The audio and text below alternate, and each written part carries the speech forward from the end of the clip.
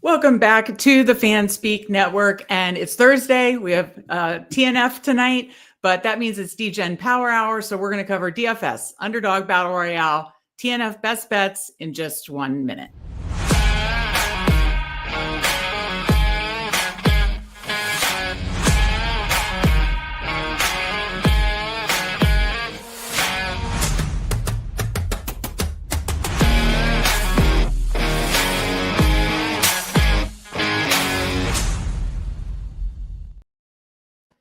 That's right. Thursday, Degen Power Hour. We're going to cover DFS, a deeper look, as we do early look on Mondays. We're going to cover Underdog Battle Royale, some deeper dives at that because we weren't able to do that Monday with a doubleheader Monday night game. And then, of course, look at the Thursday night football game tonight and bets for that. Going to be honest, don't love a lot there because this game I think is just going to be a blowout, and Buffalo is my least favorite team to bet props and stuff on because you just don't know what's going on or where it's going. So Steve, how are you doing? How are you feeling about week 3, and how are you feeling about tonight's game? Feeling pretty good about week 3. We do have a lot to figure out still about how some injuries are going to play out. And we'll start to get more information today and tomorrow about that. But overall, feeling good. I think we're starting to see some teams we can target and teams we don't want to target. Also, we have the battle of backup quarterbacks with Minnesota and Cincinnati and some other backups who are likely to play. So, just figuring all that out. As for tonight's game, I tend to agree. This is going to be a blowout. I think if you do want to bet it a lot, maybe look at first quarter, first half bets when the Bills starters are still playing. That's good. And I mean, look, that's true. That's absolutely true. They're probably, James Cook only played 47% of the snaps and he had 160 yards last week. So, right. It's just, they're probably going to be done in the third quarter if this is the week 1 Colts game. Yeah, no, that's an excellent point about the first quarter or first half bets. That makes a ton of sense. So again, if you haven't joined us before on the Degen Power Hour, it's a little different from Monday and Thursdays what we do, but we do kind of go around the horn covering DFS on DraftKings, Underdog Battle Royale, of course, and then bringing over FanDuel or DK Sportsbook and looking at props or parlays for tonight. Again, I don't love tonight's game at all. Bills are my least favorite team to handicap from a props perspective.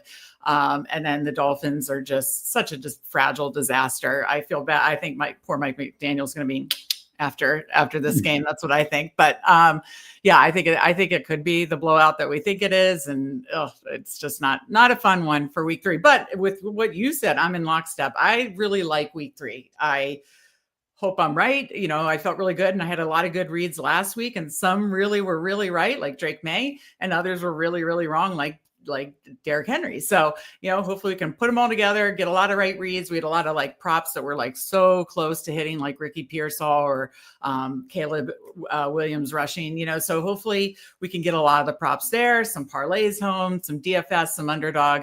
We're really hopeful for all that. We'll jump into DFS. Let me say hi to the chat. We appreciate seeing our guy, Mike Robb. Of course, he was on last night. If you missed it, the Underdog Battle Royale live with Andrew and Justin. Mike Robb joined them. Always good when I think this is the second time. Love to have him on. He shared his amazing data sheet, which we hope to be sharing with a Substack sub soon, working with Mike on that. He's awesome and amazing and generous to share it with us and then potentially our Substack subs. So thank you to Mike. Thank you for being on the show last night, Mike. You did amazing. And they had a fun show last night. Tons of data and then tons of great live drafts, which was fun. We got Kicks in here. Good afternoon to you as well. Great to see you. Fanspeak Fan 3, which is Mike. Week 3 is the week of Fanspeak and Scatterboo. Please, your lips to God's ears. I mean, look out for the Substack subs for the Sunday night parlay, because I can assure you a Scatterboo touchdown will be in there. I mean, I just can't. I mean, how could I help myself? Steve, you love it too. Why are you rolling your eyes? I could tell you're either looking at your Twitter or you're rolling your eyes. Come on. Both. No, it's look, I love Scatterboo as much as anyone else not named you. But Steve, the usage is here before we even thought it would be. It's so exciting. I know. Well, I need you to celebrate. Celebrating. Okay. I need you to celebrate. Okay. So first we are going to bring over DraftKings. Let me bring that over in a minute. While I'm bringing that over, Steve, why don't you just talk about some of the early questions. We sent a survey again, and let me do a little bit of housekeeping. As you're coming in, or if you're watching us on replay, be sure to hit that like button. It helps us out a ton. Leave a comment after. That helps us out a ton too. But if you're for some reason not subscribed yet to Fanspeak Network, we have weekday shows every single weekday, and then a show on Saturday mornings for our Substack subs. We have content every single day, 7 days a week for our Substack subs. Link in the description, $34.99 for the entire year, covering DFS, Underdog, and NFL betting. You get something every single day. Like right after the show, we're going to send a Thursday night bet, probably a bet, and maybe a first quarter parlay, because I hate this game. But we send something every single day to the Substack sub. So look for an email right after this for that. And if you haven't tried it out, it's a week free trial, and then $34.99 for the year. You cannot beat that. Let me assure you. I know what everything else in the industry costs. Let me assure you, you cannot beat that. And we're going to start stacking some winning weeks. I really do believe that. So Steve, we sent to our Substack subs our DFS early look survey yesterday. Talk about some of the things that you talked about as I bring over DraftKings. Yeah. So some of the things I talked about is I feel like this is probably another, even on DraftKings full point PPR, I think this is probably going to be more of a running back week for a couple of reasons. One, some of the running backs are just in pristine spots, like Bijan versus Carolina. Mm-hmm. The other thing is receiver wise, already, just in recent years, we've seen less total receiver production. Right, teams are spreading it out more, and now we have some of the top receivers, guys like Jamar Chase, guys like Justin Jefferson and T. Higgins with Chase, with backup quarterbacks. Even guys like Terry McLaurin and Deebo Samuel, they're not as expensive, but they are very likely to have Marcus Mariota. Garrett Wilson's going to have Tyrod Taylor, and these are downgrades. And maybe Brock Purdy comes back, but we very well could have 5 backup quarterbacks in this of the 26 teams playing in the main slate, and that's a lot. That's 1/5. So I just think that hurts the upside case for these receivers. I mean, I know last week Chase got there with Jake Browning, but a couple years ago when Browning played, Chase didn't have a lot of big games, and it's less likely that we're going to get these kind of big time elite performances. They might have good weeks, usable weeks, but 19 points for Jamar Chase or Justin Jefferson just ain't going to cut it at their price tag. So I think, to me, I'm spending up at running back, probably going 3 running back. And then I think also tight end.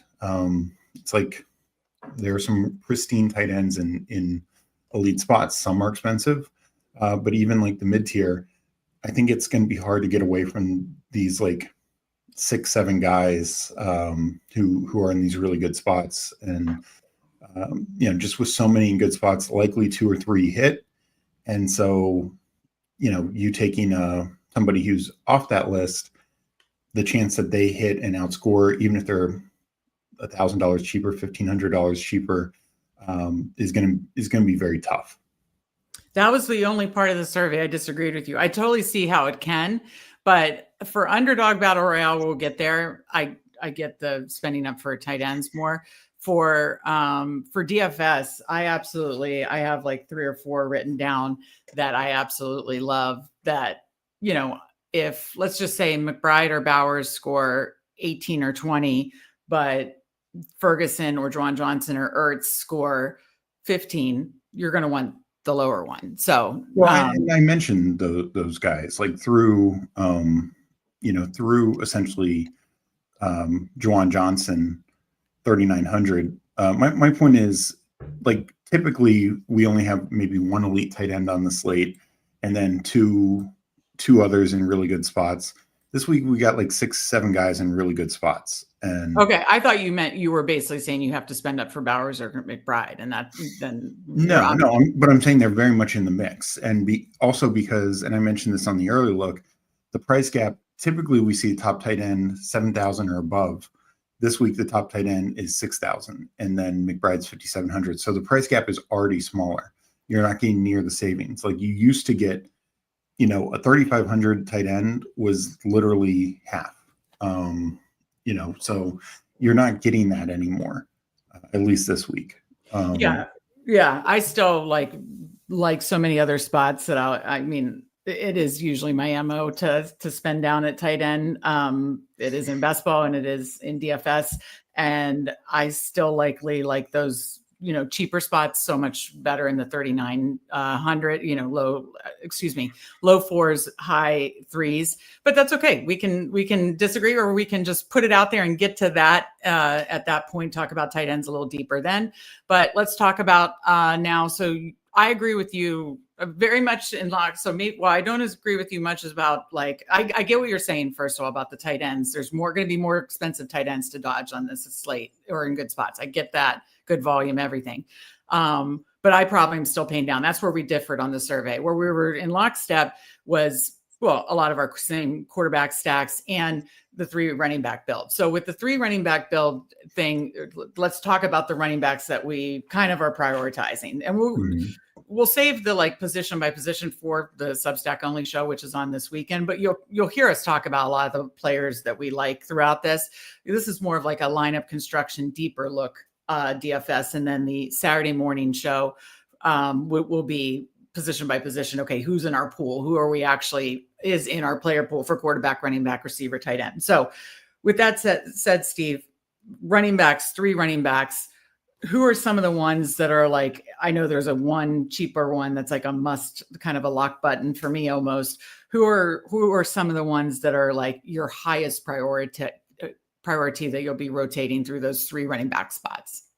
Yeah. So expensive wise, I think honestly, you can make a case for any of the top 5. But my priority is Bijan, probably followed by Taylor, then Barkley, then McCaffrey. But it's very close. Bijan is the number 1. But then I think you can make a case for any of them. Just their usage is so incredible. And Taylor, it's partly there is $1,000 savings between McCaffrey and Jonathan Taylor, which is kind of wild given that Taylor is actually getting used in the passing game. I feel like they haven't priced that in yet, how well he's being utilized in the passing game.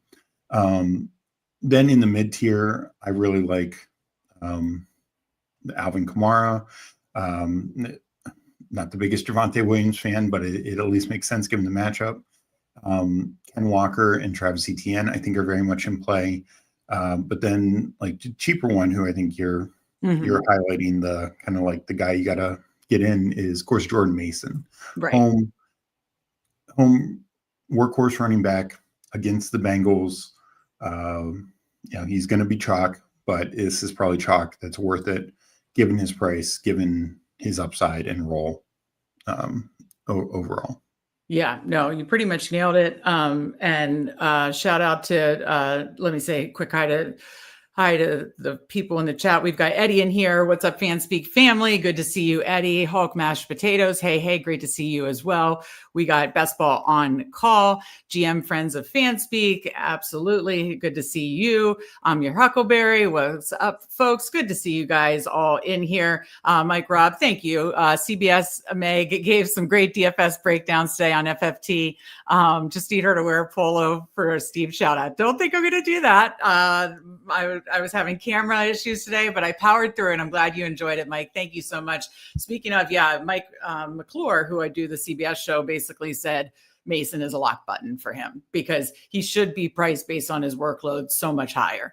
And so, that was the one I'm referring to. He is going to be chalky, but it'll be the chalk that I'm going to eat and just keep it moving. I'm not going to play him in, if I do 10 lineups, I'm not going to play him in every single one, but 8 out of 10, 9 out of 10, a lot, because, just the value is there for the workhorse. And I personally am going to be fading Carson Wentz. There's, so many backup quarterbacks. We should talk about that too. We have so many backup quarterbacks playing this weekend between Carson Wentz. Let me scroll through to find, obviously a lot of them, my point of bringing them up are a lot of them are already priced up. Jake Browning, obviously in for Joe Burrow, is already priced up to 5,500. We have scrolling through the other backups.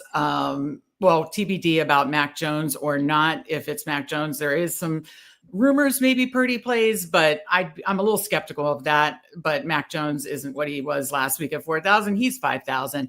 And then Tyrod Taylor is priced up already at 4.8. So I know we have a couple of potential others, but the two min price quarterbacks are Marcus Mariota if Jaden Daniels is ruled out. And as a Washington fan, I hope he is, because I've lived through the RG3 coming back too soon and tearing his ACL. So I hope Mariota is playing and they are cautious. He's a stone minimum 4K. And then the other minimum 4K play is Carson Wentz. Last time I watched Carson Wentz, week 18 last year, it was ugly. So I don't know that I will be going there. And so that's another reason for me to just play Mason more, because it's not like Wentz or Jefferson or any of them are coming in like low owned. You're not sneaking that by anybody. A lot of people are going to play Wentz at 4K and Jefferson. So I'm just going to go ahead and say, well, then I'm just going to play the chalky. Bengals have a bad defense. And so that was my way to bring up we also have the nuance of a ton of backup quarterbacks this week already. We're only in week 3. Can't believe that. But only 2 of them, of those backups, are min price, and Wentz and Mariota if he is ruled in. And for me, I'm fading Wentz and going down the Jordan Mason path, because I just think that's the smarter way to play it. Steve, how are you handling that? Yeah, I agree. I mean, ironically, I think Wentz will probably be better than JJ McCarthy, because McCarthy was just so bad, so inefficient, so few opportunities for his receivers. But it's still likely that the chance that like Justin Jefferson is going to pay off, or TJ Hawkinson is going to come in and suddenly be something, is just very, very light. And then, and particularly from the Wentz side, like even if one of those guys, some Vikings skill position guy, receiving guy can get there, it's probably just because he gets 2 touchdowns, something like Wentz is not coming in and putting up 25 points. I'd be very skeptical of that. Yeah, no. Yeah, so. I just don't think so. And the other thing to keep in mind, like Jake Browning, the difference between like him and Jake Browning, or even Mariota, who was with the system last year, Carson Wentz literally got signed a week before the season started. Right. And that's when they traded away Sam Howell. So he's only been with the team, 3.5 weeks. I don't think he's going to be coming out there and just wheeling and dealing. Yeah, that's another reason. The last couple stops haven't been great. He's been a backup, but the last time we saw him, week 18, he looked awful. And then, he hasn't been there. I mean, it's not like he's been with the team even all summer or anything like that. So that's why I'm fading the Wentz and really in on the Jordan Mason. So, well, first of all, let me get to this. We said our hellos, and appreciate Mike Robb. Shout out for the CBS show this morning, FFT DFS on YouTube. I do a breakdown with Sia Najad and Mike McClure every Thursday morning, and it's fun because it's right before this show and helps me contextualize my thoughts even more. But is this? I haven't heard anything on Kraft. Hulk said not believe long term Kraft hurt. I didn't see any news on 6 minutes ago. Oh, okay. What is it? Just he suffered a knee injury during practice, not believed to be long term. Okay. But I would be guessing he's out this week. Okay, which he was a consideration for us with obviously Jaden Reed out. So we appreciate the news, Hulk. And wanted to get a reaction to that. I feel like Wentz can be bad for fantasy, but good for Jefferson, right? I mean, I think basically saying Jefferson could still have a good fantasy day, but Wentz could not. You wouldn't want to play Wentz. I think that's definitely in the range of outcomes. Yeah, I think it's more like it's probably good for Jefferson, like Underdog, or whether it's dailies or your best ball portfolio, because it's almost assuredly going to be an upgrade over JJ McCarthy. But it's like, and I say Underdog because maybe he gets like 2 touchdowns and then gets there that way. But I just don't know if he's going to be getting 100 yards. I don't know if he's going to get 10, 12 catches, kind of like Jamar Chase's game last week, which I know mainly was Browning. But those have a ton of familiarity. Yeah.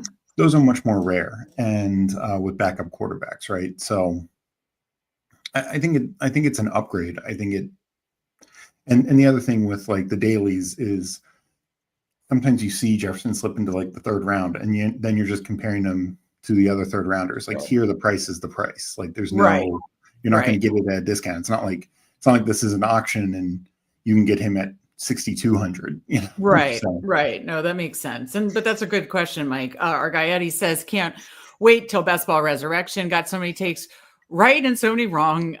Still plenty of time to go though, Eddie. Only 2 weeks in here, so give it time. I'm advancing closer to 25%, but my teams look so thin. Again, give it time. Those rookies need to give them a chance to blossom and grow.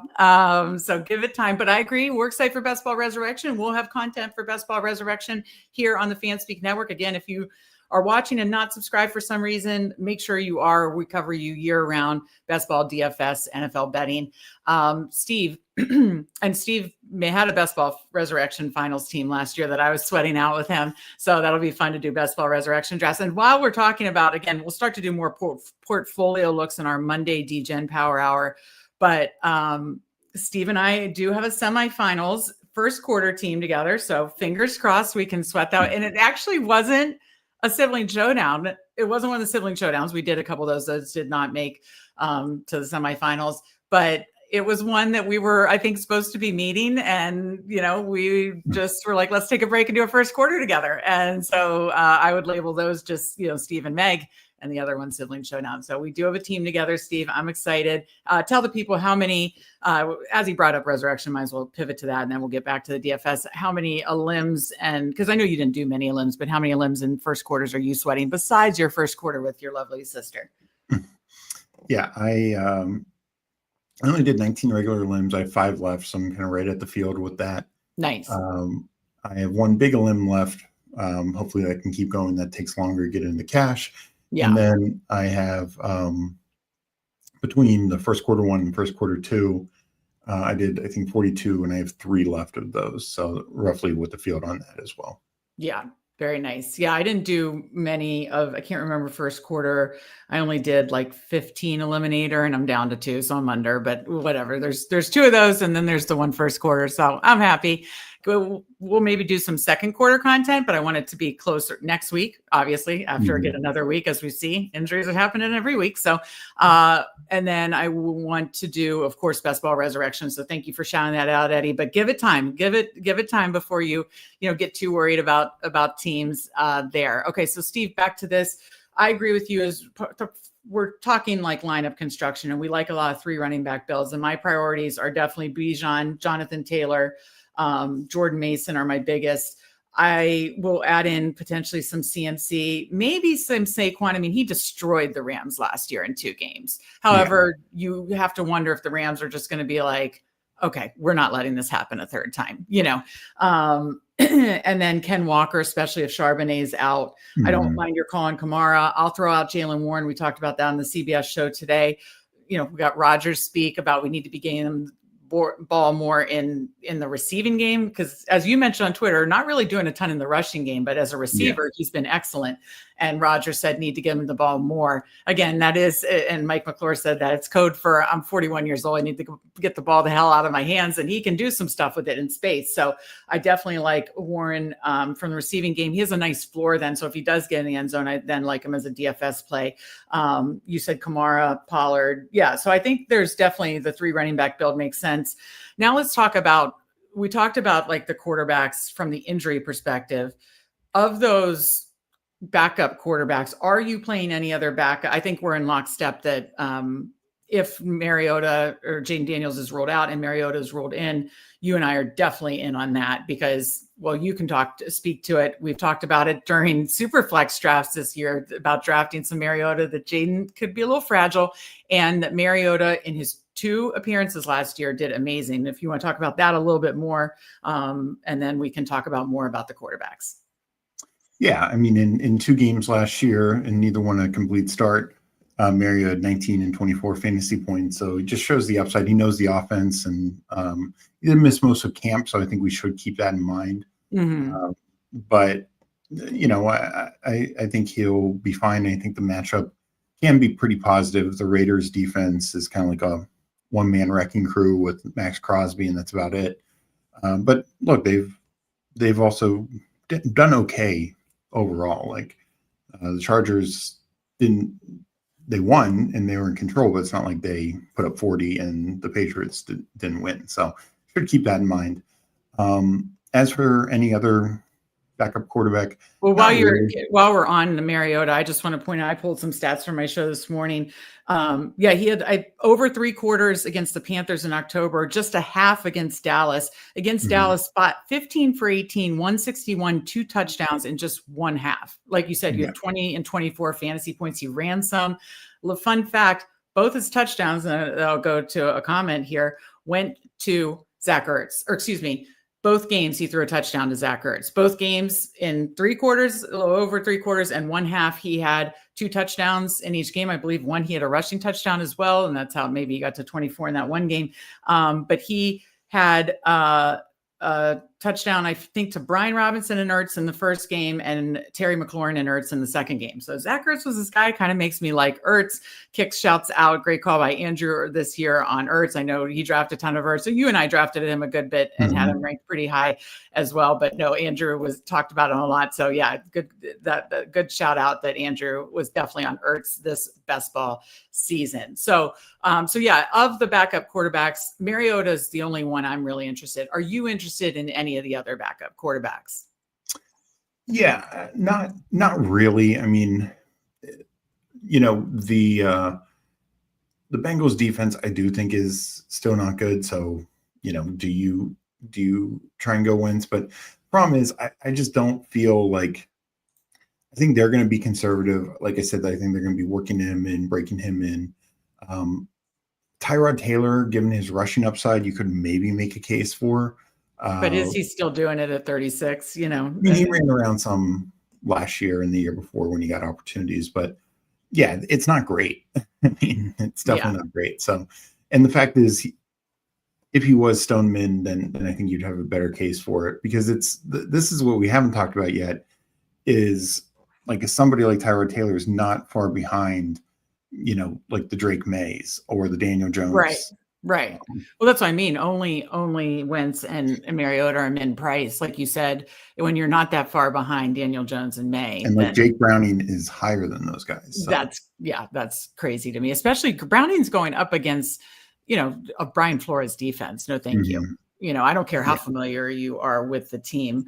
All right, let's finish talking about quarterbacks. Then we'll get back to Chad. Then maybe we can talk about the rest of like a shell lineup here. So my quarterback pool, and again, we will go full position by position on our Saturday show for Substack subs, link in the description, of course, for that. But I am focused on that Dallas-Chicago game, a high total. I hope it gives us all the fantasy goodness in DFS and Underdog and props.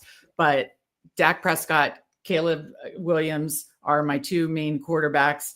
Outside of Marcus Mariota, the punt Stoneman quarterback, who again has looked great in Cliff's system last year. And then my other two are the ones that are using their legs.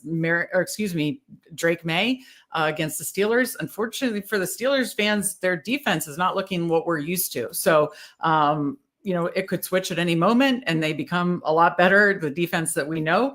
But so far it hasn't been, great for the Steelers defense. So I'll still play May because I think there could be some pushback because obviously the Patriots defense isn't that great. So I think that could be a sneaky over.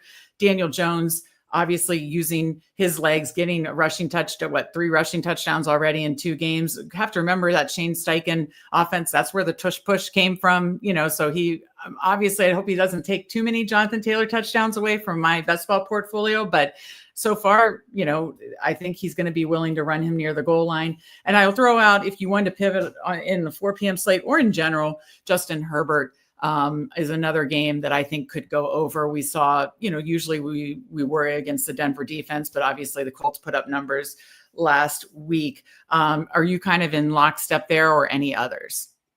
Yeah, I'm generally in on all those. I like the Herbert call even against a tough Denver defense. He looks like an MVP candidate through 2 weeks. It's great. Yeah, I mean, I'll also point out Baker Mayfield. He they're throwing the ball a lot. He's got 70 attempts through 2 games. First game, he's very inefficient. Second game, he's much better against a much better defense. He's thrown 5 touchdowns to 0 interceptions so far. And I think it's just going to get better. I do worry about they did lose another offensive lineman and maybe Mbuka's out this week. but I'm not worried about the Jets defense. I mean, Aaron Rodgers tore him up. Josh Allen and James Cook tore him up. This does not look like the Jets defense of a couple years ago. So I'm just not worried about them for a guy who we saw last year be among the league leaders in touchdowns. Already he's among the league leaders this year in touchdowns. And he doesn't have, so far doesn't have the yards yet. The yards I think will come, could be this game. And he's also running. He's run at least 30 yards. He and Herbert, I did a parlay with both of them and got it on Monday night. He and Herbert are running just a lot more, and that just ups their fantasy value. He's got like 72 yards in 2 games rushing. So, yes, it's not Jalen Hurts, but actually I just looked, Jalen Hurts only has 77 yards. So he doesn't have the touchdown so far like Jalen Hurts. Right. But the point is he is willing to run and move. He'll do whatever he has to move the chains. I mean, he put that team on his back to get the first. And that's the other thing. Like he's just a winner. Like he's come back both these weeks, had nice comeback drives. I think they're probably more likely to control this game at home. But dude's going to do whatever it takes to win. And I kind of like that and want that in my quarterbacks. And also this is the week where the elites just aren't there because Daniels is most likely out, Burrow's out, Lamar and Allen are off the main slate, and then Hurts is just not throwing the ball.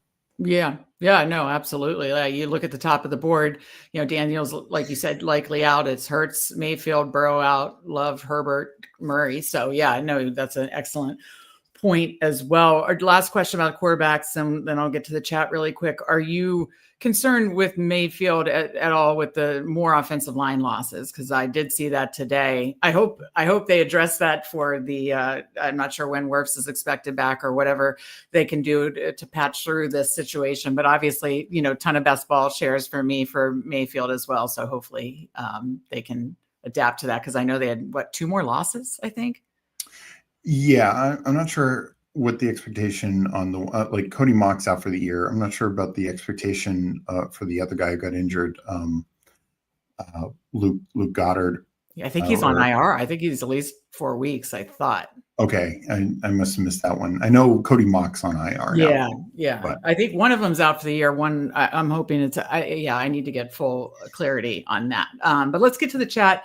Then we could talk through receivers, tight ends, and quickly, because again, we will go deeper into each position and which players we like and who's in our player pool for each position on our Substack show on Saturday morning. But then we can kind of do some lineup construction stuff. Banking says, I know, good to see you, Banking. You mentioned yesterday, he likes Zacchaeus in the matchup. Zacchaeus, I don't know if I'd go there. But I mean, it is in that high total game. Would you play around with Zacchaeus at all? I mean, Zacchaeus, his targets, he's gotten 12 targets in 2 games. He definitely needs to get a touchdown because he's not going to get 100 yards, but he's 3,400 or 3,500. So I wouldn't do it in necessarily like a milli maker, but in like a smaller type thing, so you can jam in like some bigger, like 3 elite running backs or something like that. I could see it. Okay, gotcha. So I put up the other comment from Binking. Who's the pivot off Bijan besides JT, CMC, or Barkley? I guess you're talking about a high-priced running back. I mean, or you said Barkley off CMC, Barkley, JT. You could go to Bucky Irving. Again, they worked in Rashad White. So I don't know that I'll go to Irving personally. And Barkley is someone I'm considering, but it really is McCaffrey or Jonathan Taylor up top for me. Do you have any other thoughts up top there, Steve?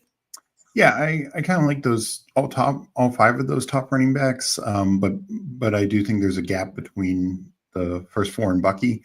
But Bucky is fine. Like his usage was really good. Yes, White got in there, but Bucky had 17 carries, 6 targets. That's extremely good usage.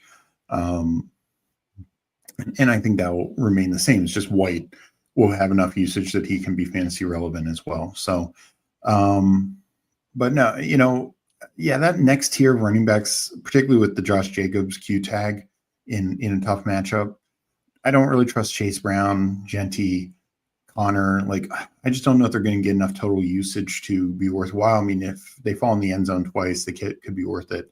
If you don't want to pay up, then I'd recommend like doing like Kamara, Walker, like 3 mid-tier guys, and Javonte Williams or something like that.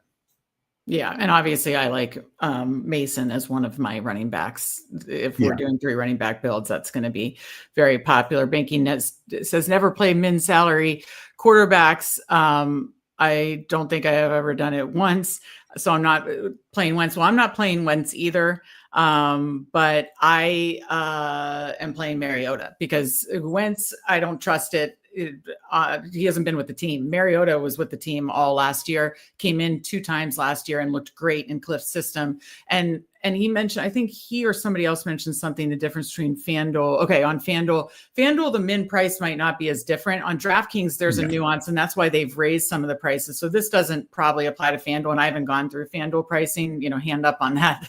I'll be honest. I will at some point because I will play a little FanDuel, but the whole min price quarterback situation applies to DraftKings when they don't price it up. Like they priced up Browning and even Tyrod Taylor and some of those guys. They did not price up Wentz and Mariota at all, was being 4K. So they're like a solid 1,000 or more less than even the lowest ones. And yeah, like I have some interest in like the Drake Mays and Daniel Jones of the world. Well, then they're like 1,000. Mariota's what, 1,000, 1,300 under him. Mays 5,300. So again, I'm going to be playing some of those other ones like Dak and Caleb, like May and Daniel Jones, interested in Herbert, but that's the whole point for the min if you like it. And the only min price we like is Mariota. So Mike Robb says Daniel Jones needs to push his own tush. We need them. We need those Taylor TDs. We definitely need these Taylor TDs. Kick says there is a chance of rain showers in Chicago. Not sure if that matters. I looked really quick and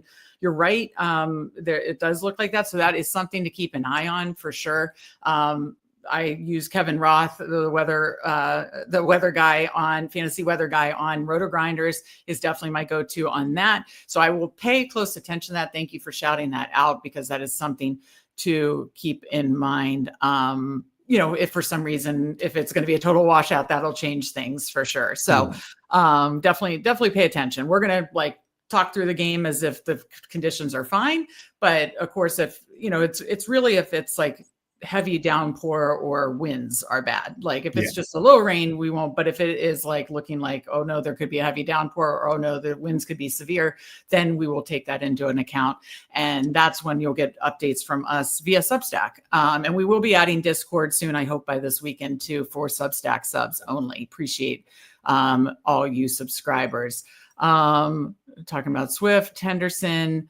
That's a great call out on the weather. That's important. Okay, back to this, Steve, and then we can kind of build a shell lineup. Receivers this week, we're talking about kind of the nuances of each position, right? And the quarterbacks, we like that high game total with the Bears, Cowboys. We like some of the running quarterbacks, like May, Daniel Jones, and of course Herbert in his own right, and just looking like an MVP candidate. And then Mariota as the punt 4K quarterback. Running backs, we talked about the 3 running back builds. The running backs we like, the cheaper one, especially in Jordan Mason, mixed in with some of those high price guys that are in great spots like Bijan and Jonathan Taylor. So receiver, outside of Lamb, for me, it's like Lamb is the pay up option. And then there are a lot, and this works out since I like, a lot of expensive running backs. There's a lot of mid-price receivers I like. Where are you landing outside of, Lamb is obviously a target in that high total game. I don't think I'm going to do much Chase or Jefferson or Nico Collins, obviously behind that struggling Houston line. And then of course you could go Puka, but I kind of wonder if that's just going to be like a slugfest between the Eagles, Rams. So you got to love that the Rams are so condensed. That part I love, but paying up for, a tough matchup is tougher for me. So it's really Lamb up top for me. And then a lot of mid-price guys. Where are you landing? And then what mid-price guys do you like the most? Yeah, and the thing with Puka is I just think the price is a little tough. Like Devontae Adams is much more palatable at 6,200. That's $1,500 difference. They have essentially the same target share. Right. Puka had the big rushing touchdown last week, but that's not something you can count on, particularly against the Eagles defense. So yeah, I generally agree with that. Lamb, I think, is a clear priority. I like, between Chase and Jefferson, I like Chase more just because the familiarity with Browning. And he just, the alpha stays the alpha in the Bengals offense, I feel, more than the Vikings situation. I don't mind Nico Collins just because the Jacksonville secondary has been very exploitable that we've seen. I also feel like, Mike Evans, Sauce Gardner isn't really scaring me. Through 2 weeks, he's given up plenty of catches, and the Bills just stopped throwing. Like they had no reason to throw. But who I really like is Jackson Smith and Jigba. Yeah, that's a good call out. Seattle at home, he's gotten 22 targets through 2 games. Yeah, 17 receptions. Yeah, that's amazing. Over 100 yards each game. Hasn't gotten a touchdown yet. So we just know that his spike week is still there. Mm-hmm. So he'll have a massive week if he, likely 30 points if he gets in the end zone. So yeah. And the other thing I want to point out about Mike Evans is Mbuka's banged up, but 2, Mike Evans is actually clearly led in targets. He's 19 through 2 games, and Mbuka, I think, only has like 14. And that's with him getting, elite coverage from Derek Stingley last week. He clearly had the target lead. Then I'm going to kind of go down to like more mid-tier guys, especially with Ladd being banged up. It sounds like he'll probably play, but I don't love him at less than 100%. Right. I think you can look at guys like Drake London, Tatario McMillan, one of the Washington receivers. I wouldn't like double stack with Mariota. I'd only play one. No.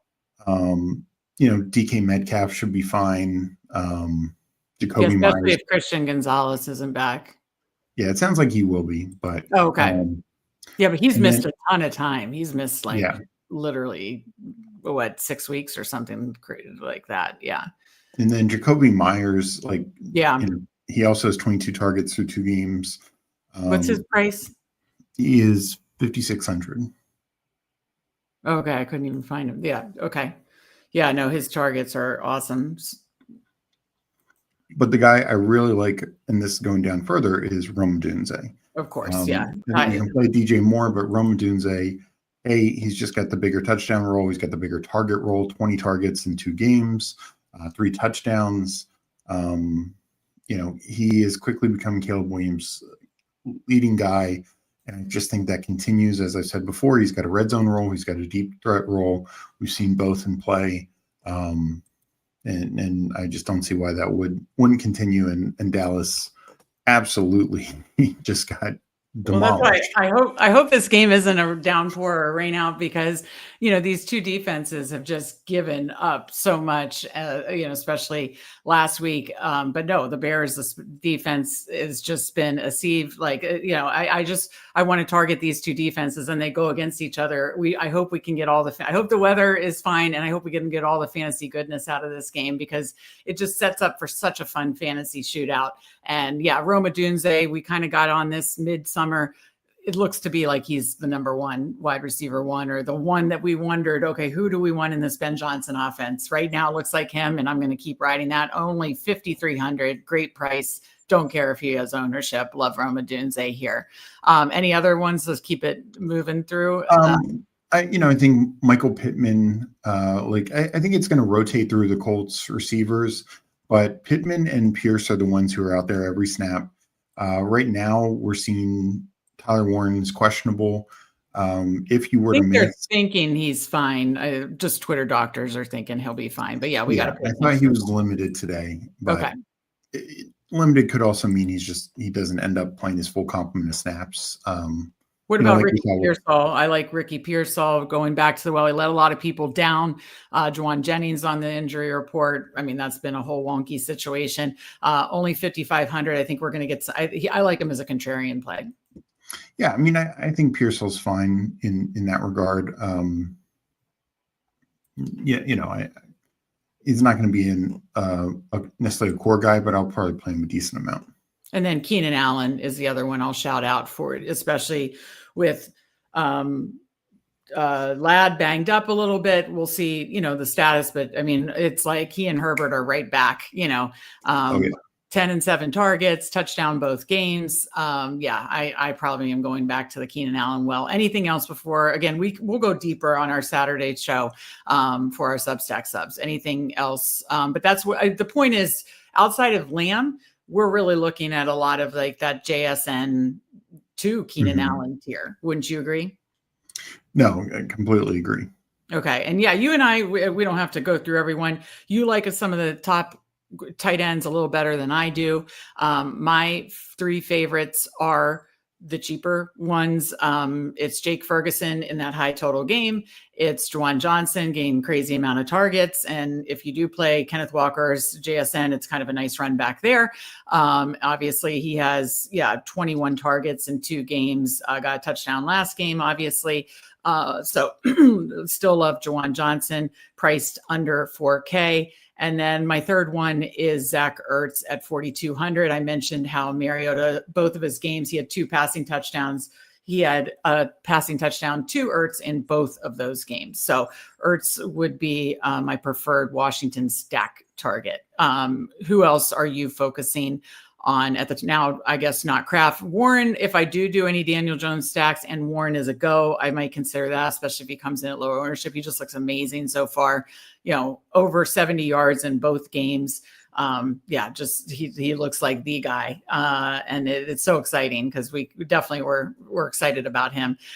So how much McBride and Bowers are you playing? I guess Bowers, I'm still worried about, coming back from that injury. Do you think his performance on Monday night was more because of the injury or just the Chargers defense is so good?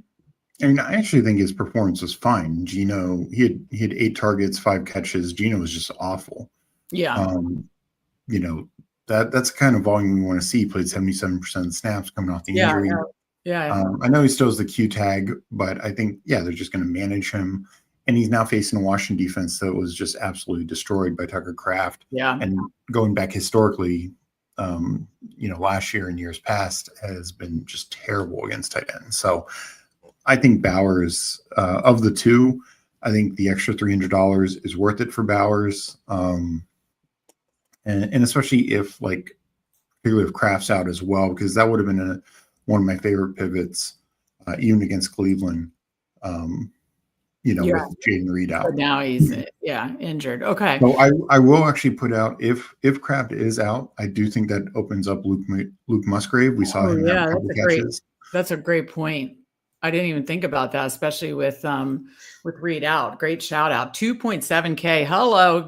I love my punt tight ends. Sign me up. If Kraft is fully out. Kraft and Jaden Reed are out. Luke Musgrave, I think, is even in a tougher matchup. And I do expect this to be a tougher matchup, probably, more mid scoring at best, even for Green Bay. Okay. Let's get to the chat. Then let's build a couple shell lineups. Then we'll move on to Underdog. And then, of course, Thursday Night Football. Thank you as you're coming in. And if you're watching on Twitter, please come over to the YouTube streets. Say hello in the chat. We appreciate that. Hit that like button. Helps us out a lot. And if for some reason you're not subbed to the Fanspeak Network, we have live shows every single weekday. And tons of content on our Substack, link in the description. So yes, if you're watching on Twitter, please come over to YouTube and hit that like button. Say hi. We would appreciate it. So let me get to the chat for the nice people that have said hello, any comments, and then we'll build some shell lineups. Then again, Underdog streets, and then the TNF streets on the sports book. So Mike's asking, you still know Io Manor, love Steve. That was your, kind of call about a little too raw, which you nailed that with Traylon Burks 2 years ago and Leggett last year. And by the way, Leggett still looks like crap. But no, what are your thoughts on Io Manor? He's out there, not as often as Calvin Ridley, but he's definitely the number 2 receiver in terms of routes. He is, he caught the touchdown, which is nice, but I also just kind of question where, Cam Ward is right now. I think it's going to take some time before you're getting a lot of fantasy relevant weeks. And like he's no longer completely min price. It's 3,700, so he's starting to creep up. But yeah, I mean, he's gotten 13 targets. Most of them have been short, very limited type stuff. So if you really want to squeeze that in there, and maybe as a Daniel Jones bring back, sure, I think that would be fine. But I wouldn't do it outside of that, probably out of like some correlated bet. Yeah, I think people are getting excited about him because he had close to a similar target share to Ridley last week.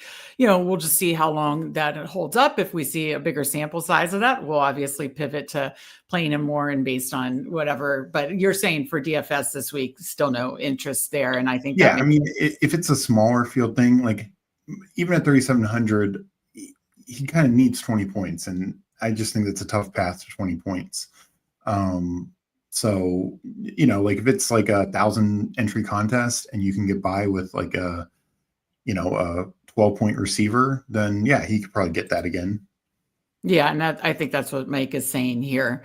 Because some people are going a little wild on the IO Manor stuff, like the next Puka. I'm like, I don't know about that. But no, Mike pointed that out here. Let me catch up with the rest of the chat, and then we can again do a little shell lineup, which is always a good exercise. We got Poker Guts in here. Good to see you, Poker Guts. His 5 QBs for the 20 max this week are Kyler, Herbert, Hurts, Indiana Jones. Love that, by the way. Steve and I were children of the 80s, so love the Indiana Jones reference. And Dak. Like that, I'm in agreement with you with Herbert, Indiana Jones, and Dak. My other pivots are Caleb, May, and Mariota would be the I guess the ones that are a little different there. Binking thinks that CJ Stroud throws 3 TDs to Nico. That would be good for the best ball shares. I don't know that I see that happening after the first 2 weeks, but you never know. So I'm a Tyler Warren guy. I'm a Tyler Warren girl. I love Tyler Warren. 30%. I wish I would have gotten more. I think I ended up around 15. Where did you end up around, Warren? Somewhere around there. All right, look at I'm your Huckleberries. He jumped on it early, already took Musgrave and VR. Look at that. I mean, that will be interesting to see what he has drafted. Now it's really cool on Underdog. It shows it, of how many percent of drafts it's drafted. So love it, Huckleberry. Absolutely love it. Joy Franklin, best deep cut. Yeah, I think that's interesting. Got a ton of usage last week. If you're doing Chargers Broncos stacks, I do think he got a number one bring back option. So I think that makes a ton of sense. All right, Steve, let's build a shell lineup or two. Why don't we do something fun with the Dallas game? We could approach it from either, from the Dak side, I think is where we'd want to approach it first, but we can even pivot into Caleb and just show some different builds here. So if you want to start Dak, where did I pass right by it? Dak, Liam, why is my everybody? I'm getting a new computer soon, so you can rest assured that hopefully my tech difficulties. I'm sure I'll still struggle, but my computer is just so slow. Okay, if you did like a Dak double with Dak, Liam, Ferguson, and bring it back with Rome, let's see where that leaves you. 5,300. So that leaves you 5,300. Put in a cheap defense. So I will say, I'm a cheap defense girl, but this might be I might have to have a couple lineups for the Packers defense. They are ridiculous against the Browns. Yeah. Are you going to do any Packers defense against the Browns? I remember one of my DFS wins was like when the Patriots defense, one of Brady's years, I don't know, during the dynasty, there was a couple years where Patriots just had a dominant defense and they'd always be like what Packers are priced at now, like the 3,800. And one time I did it and they got like 24 points and I ended up like, I can't remember if I finished first or not, but it was a really good DFS finish for me. And I don't know, I am usually a punt defense girl because it's so volatile, but geez, against Cleveland, are you going to do it a couple times? No, I think it makes sense, though. I think there were some decent defensive options all throughout. Like I like Atlanta against Carolina.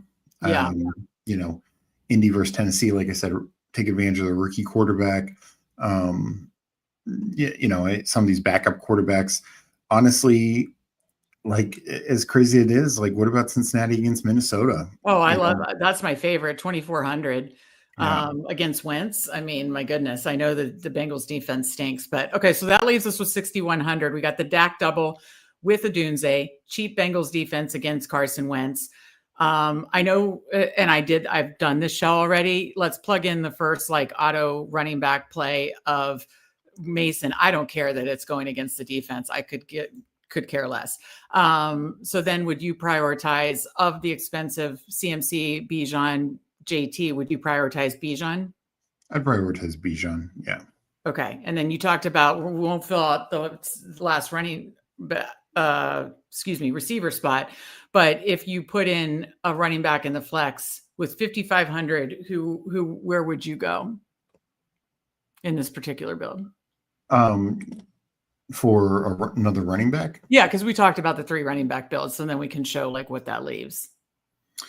Yeah, I mean there's nobody that cheap that I'd point to. So I would pay up a little bit for like a Ken Walker probably. Yeah, Ken Walker is especially if I mean that leaves 5,300. So I like that a ton. So again, it was Dak, Bijan, Jordan Mason with the double stack of Lamb, Ferguson, run back with the Dunze, Walker. So we talked about the 3 running back builds, everything we kind of talked about, then a cheap defense there, leaving you 5,300 and plenty of options in the receiver space. And you could always tweak up and down, the third running back, the defense, between the receiver. But I think that's a fun shell. Now, if you just do a simple pivot to Caleb, it doesn't save you really that much. But it's more a situation of, do you want to get some exposure to Caleb Williams if he has to just play with his hair on fire, run a lot more, they're playing from behind, that kind of stuff. In this case, you don't even need to force, you could do the Dak double, the double Dallas stack, but you could just do Lamb Odunze if you wanted to, and even go down if you want. It doesn't save that much more, but if you wanted to go, actually, yeah, that only saves 100. Well, let's throw in Musgrave for fun and see what that does, actually. Then that leaves you, of course, you could adjust your running backs, you could adjust your defense, that kind of stuff, but that leaves you 6,900 in that area of McConkey, JSN, Mike Evans. Mike Evans and JSN were 2 guys. If you think there's a BTJ bounce back, this week, I'm not sure what do you assume he'll get Derek Stingley Jr. coverage? Yeah. So you're not on him this week then? Yeah, not until I want to see it first. They're struggling right now. Yeah. Okay. Well, so Steve, are you going to do, I have to, shout out this slate with Jacksonville, Houston. I know we mentioned on the early look Monday, you took down a 1 p.m. only with a big old Jacksonville, Houston. Are you going to do like an homage lineup or no? Because the game is so gross now. I mean, I said in this earlier show I did this morning, I said, if you would have looked at this game preseason, you'd be like, oh, this week 3 game looks fun, and then now that you've seen 2 weeks of, Stroud struggling, the offensive line looking bad, not getting the new offensive coordinator, not finding a way to get the ball to Nico enough. I know he got a touchdown and like 50 some yards. That's not enough. And then obviously the struggles that BTJ and Lawrence and, Hunter, everything getting on the same page there. It is like not as exciting, but are you going to do an homage lineup? You're not, or no? I think you need to do 1 p.m. only. Maybe. One 1 p.m. only with a Freiermuth low own. Just do it. And if it hits, that would be absolutely hysterical. This Musgrave call out, and this is why it's fun to do these exercises, is if it, and I've, you guys, Binking or whoever was the one breaking the news, I had no idea about Kraft. If the Musgrave thing is a total in play at 2,700, that is super interesting and opens up a lot. So I like that a lot. Now let's just flip it one more time and show, what you could do with Mariota, of course. Let's see here at Stone minimum of 4,000. Again, my favorite stack is Zach Ertz at 40. Now, and here's a question and just a good exercise. I know we talked about 2-3 running back builds, but in a small field contest, not a large field where you have to hit the absolute nuts, but in a small field contest, would you do something like to double tight end build, like especially, and then just hammer all your favorite plays? I think I might. Only if one of them is like a Bowers or McBride who's going to get like, 12, 15. Oh, okay. I was targets just going to and- see what I could do with like a so if I had Ertz and then put Musgrave back in. I definitely want to do it with those two. Like you may talk me into like Juwan Johnson and Ferguson because they're getting 10 targets a game. And I think, you're not going to find many receivers at that price getting 10 targets a game. Yeah. So that I can see, but like Musgrave, end of the day, it's still a tough matchup. Like, and if anything, they're probably just going to be dominating, So I definitely want to do it with Musgrave. But if you do it with Juwan and Ferg, that's one thing. Right now, I just had Juwan Ertz. But like if you wanted to, 7,900, it's not like I really need to get up to Jefferson. It's more like if you wanted to pivot off like the Mason and do like a double, which I think this would be unique to do like a, double expensive running back situation. I also put the Packers defense in just to play around with it. So yeah, I was just seeing, but yeah, no, if you go back to Mariota, Bijan, Mason, just as kind of like a core, Jordan Mason. So Mariota, Jordan Mason, Bijan Robinson, Lamb, Adunes, and you could still keep the stack. I have Ertz. If you did do like a Ertz, Juwan Johnson, and like a cheaper defense, then you could go up to like a really, really expensive. You could do Chase or whoever you want. But if you wanted to then just play like the third running back, like back to like the Kenneth Walker or any of those running backs that you may be interested, whether it's Alvin Kamara, Ken Walker, somewhere in that like 5K range. This now leaves you with 7,000. So basically similar to what we talked about when we did Musgrave with Dak. This is kind of punting Mariota and or Musgrave, Caleb, or whatever. This is Mariota, Ertz, and then kind of having the three running backs, Lamb, Adunze, and then you still could be in that like JSN range. I don't know. Would you do JSN and Walker? That's a good talking point in the same lineup. Probably not. Yeah. I think it's ways that it can work, but if you put JSN in the flex 6,300, you could get up to Kamara, Javonte, if you wanted to like double stack that in an interesting way. Again, these are just experiments. These are just experiments to see different. Look at Mike Robb. Come on, Steve, just a $5 throwback stack. I'll do it. Look at.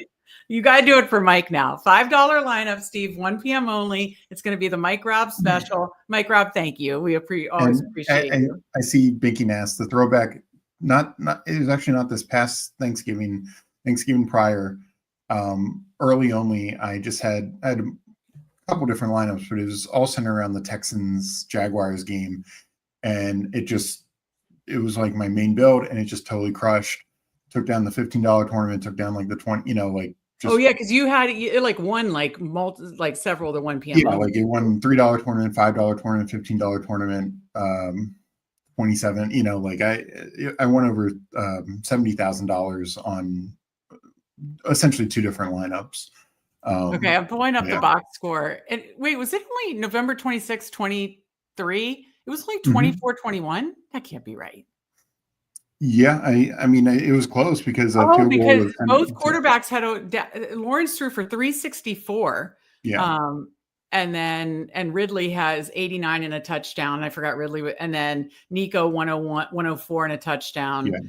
Oh my gosh. Yeah. Okay. It's all taking me back. So yeah, it was such a fun sweat that Sunday after Thanksgiving. So that is the throwback stack, Jaguars, Texans, courtesy of Mike Robb. Steve is going to run it back this week. Thank you, Mike Robb. We certainly appreciate you. Binking says his favorite stack is Stroud Nico. So he could like play in that into, running back Steve's 2023 magic there. Let's see if I missed any other chat here. Binky says he's off Mason. He's in a great spot, but I like I guess that's Henderson for leverage. Was a little bullish on Henderson getting more workload and he didn't quite get it. So, you have to really have a leap of faith that he's going to get a lot more. Whereas we just know the whole workload's going to be there for Mason. So that's why I'm so into that. Mike Robb says you could team up Taylor and Renfro in that lineup. This was as we were building, obviously nice looking lineup. Looks like, feels like I'm in cash. And that's the thing, you can do these shells and then put something in that you think, might be a more appropriate for a bigger tournament, a smaller tournament, that kind of stuff. So that's kind of the point of this exercise. So, all right. Let's see. All right. Any other things here with lineup building, or you want to go to Underdog, Steve? Yeah, I will bring up Underdog. Okay, perfect.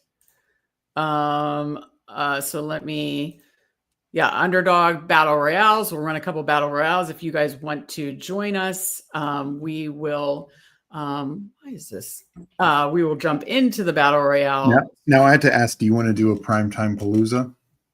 Oh, I've done so many already. If you want to, we can do that.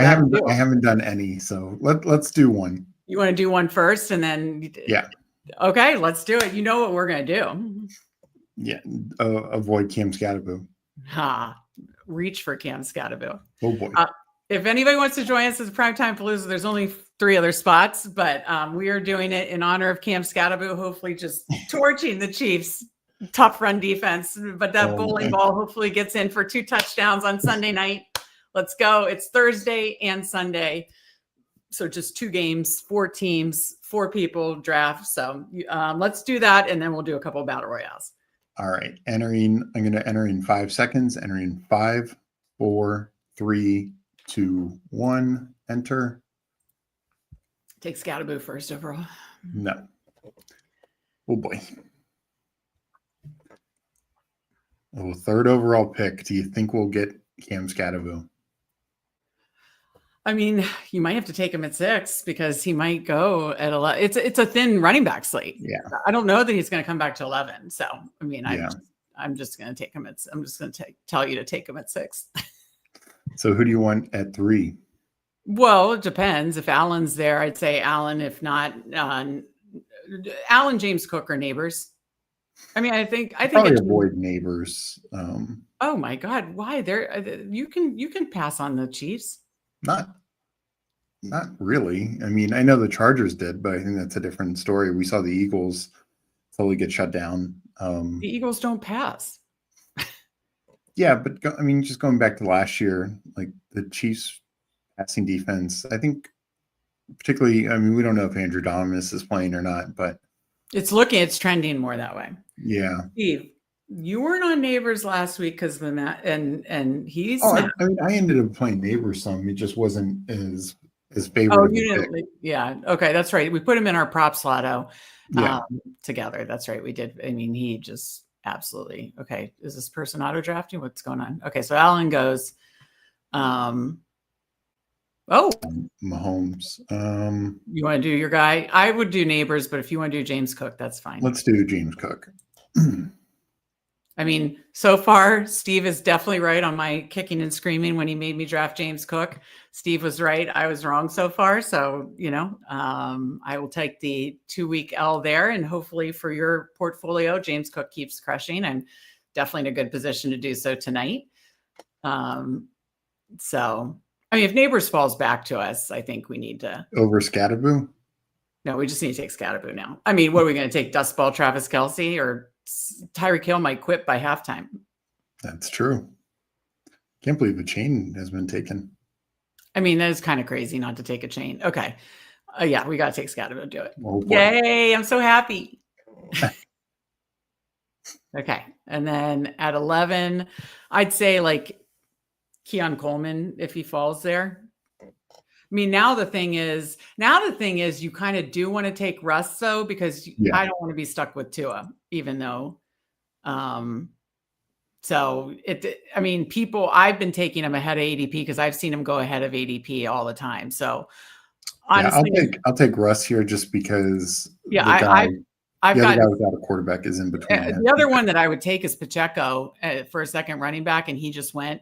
And Keon Coleman goes, Pacheco goes. To me, just take Russ so that we don't have to get stuck with Tua. Yeah. So, yeah. Oh, yeah, we already took 2 running backs. What am I thinking when I mentioned Pacheco? So, yeah. And I don't get, usually I've done a few of these, the $3 one, and I've gotten stuck with some like Knox or whatever. I mean, yeah, I mean, our receivers are going to be a little weaker here. Whoa, are you at the top?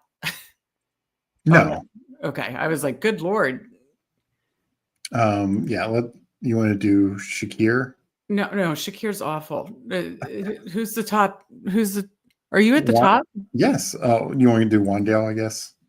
I don't even know. I guess I mean, we got Russ. Yeah, it's not great. I mean, go to tight end. Did Kincaid already got taken? Why does it keep going to the? Okay. I don't know. I mean, let's just do a massive giant stack and get Theo Johnson. Oh, let's do that. And then let's take Malik Washington. If what's his face is banged up, we could take Malik Washington with our last pick. Because if you take Theo Johnson now, it keeps you from go to the board. We'll see if the whole tight end situation. I think we should take a Chiefs receiver. I mean, Chiefs are probably going to put up 30 points on. Could you scroll down? Oh, somebody took 2 tight ends. Okay. So are no tight ends taken? No, we need to take tight end or it's going to get ugly. Yeah, but the team between us has 2 tight ends. He can't take a third. Oh, that's right. My bad. Oops. Okay. So who do you want to take? I think we take Juju. Oh, for God's sake, Steve. What? No. Yes. We should have a Chiefs. We should have somebody from the Chiefs. They're gonna score the most points in their game, and we have not Juju. Oh my God, you've ruined a good lineup. Please take Malik Washington. That could be low owned. Malik Washington is not good at football. Oh, this is terrible. Malik Washington is out there 60% of the time. He got 2 carries and 1 target. But Waddle might be like banged up. We don't even know if he's going to play. Yeah, I don't know if that favors Malik Washington anymore. Who else are they going to throw to besides a chain and crazy Tyreek? It's a fair question, but I just would rather have a guy out there. We should have gone Nick Westbrook-Akeen. This is just the Malik Washington slander. I agree, Hulk. We tease him. Mike was teasing about Tyler Lockett, and he's still addicted to his olds. Still addicted to the olds. You're not learning. Don't you want to learn? Oh my. No, I mean, I think if Waddle doesn't play, Nick Westbrook-Akeen becomes a much better option. But we've seen Juju was out there 70% of the snaps. He had almost as many targets as Hollywood. Steve, he's not going to get like red zone targets. So, I mean, he could. And again, we're talking against the Giants secondary. Okay. Just note if this wins and you have to split this with me, that I totally agreed with you. Mike Rob, Mike Rob said, don't worry, Steve, I'll let Birdie know to clip the part where Meg said you were right and she was wrong. Steve, that Birdie should do like a clip thing. He does the amazing clips for Degen Dads, but it would be fun to do clips of what we got right and wrong from best ball. And that would definitely be me apologizing to you about James Cook. So Meg was so focused on getting Scatterbush, she didn't even knows who else went and was surprised a bunch of C- players were all left. That is true. Our guy Felix is in here. He's laughing at you for Juju. Then he said Juju for the win. He says Juju. It's also low, it's going to be very low owned. Like that it is, Steven. That it is. Well, read our team. Let's see how people feel about it. Russ, James Cook, Cam Scatterbush, Wan'Dale Robinson, Juju, Theo Johnson. So massive giant stack against one of the better defenses in the league. I feel great about that. What could possibly go wrong? I hope the Giants win and this lineup prints. And our receivers are absolute ass, but we are, in my opinion, I guess Allen Mahomes. We didn't get stuck with Tua, and our receivers are rough, but I mean, tight ends, I think, are stink on this slate. So I'm not really worried about that. I mean, who knows? Russ could be scrappy and pull up a game, not maybe like last week, since that was like one of the best games of his career, but maybe he's scrappy, pulls up a decent game that competes with Allen and Mahomes, and then you just need those dusty receivers to pop. There you go. Fun fact of the day, after 2 weeks, we will all have more rushing yards than Justice Hill on 5 carries. Yeah, it was driving me crazy. You're a Ravens fan, Mike, seeing Justice Hill in there constantly on Sunday on Red Zone. I was like, what is happening? That was so frustrating, as rostering a ton of Derrick Henry in both Battle Royale and DFS. That was brutal. Oh my God. And I did a running back only touchdown bet, and it just missed by Derrick Henry too. Oh, just so frustrating. I hope Mike says that week 3 is our week. I hope he's right. All right. Well, if anybody wants to join us with Battle Royale, you're going to count it down. Yeah, I will count it down. I'll be entering in 5 seconds, and in 5, 4, 3, 2, 1, enter. Steve, while that's loading, I didn't tell you that I let Rudy lay in the room because he was banging on the crate. I think he's good in the crate when I'm not here, but when I'm here and he can hear me talking, he goes nuts. So he was banging on the crate during the CBS show. Look who's making his first appearance.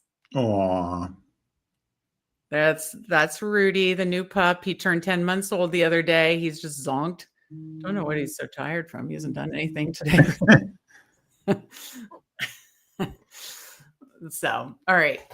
What pick number did we get here? We got the 6th spot. Unfortunately, it doesn't look like anyone got in here with us.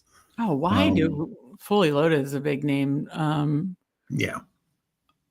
Damn, I don't like that. We got the 6th spot last time. Well, we'll do another one. Okay.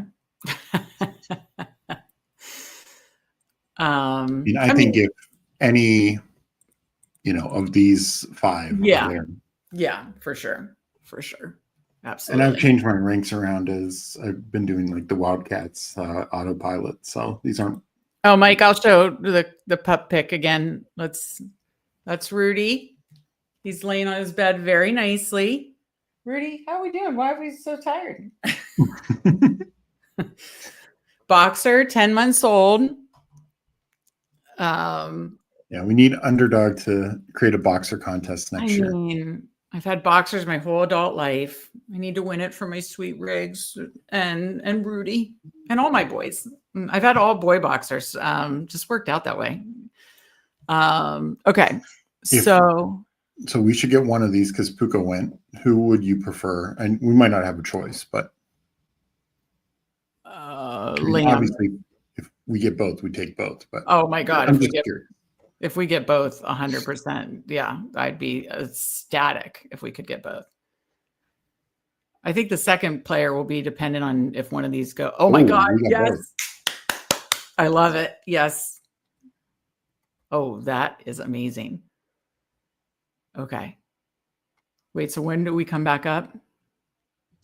18, 19. So go to the board. I'm just curious how it went. I'll cue Dak. We can take him early. Yeah. Could you go to the board really quick? I just want to see how it went. I was just curious. Okay. So McCaffrey, Bijan, Barkley, Puka, Jefferson. I mean, that's fair, but I love getting Taylor and Lamb there. That is awesome. Okay. So we're up at 18, 19. Okay. We got to land this plane, Steve. Lock in.